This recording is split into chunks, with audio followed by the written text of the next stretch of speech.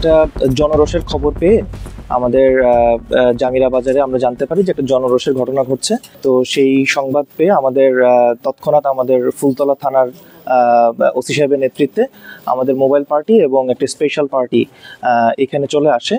আসার পরে এখানে আমরা জনরোষের যে বিষয়টা সেটা আমরা দেখতে পাই। মোনালিসা হেভি ফ্লো 15 পিস প্যাকেটের সাথে 8 পিসের একটি প্যাকেট একদম ফ্রি।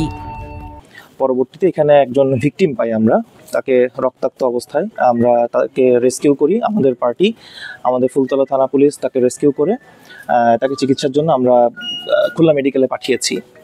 এই হচ্ছে এখন পর্যন্ত আমাদের কাছে তথ্য। আমরা এখনো তার সর্বশেষ অবস্থা এখনো জানতে পারিনি। আমরা তো ফিল্ডে আছি, আপনারা দেখতেই পাচ্ছেন, আপনাদের সাথে নিয়ে আছি।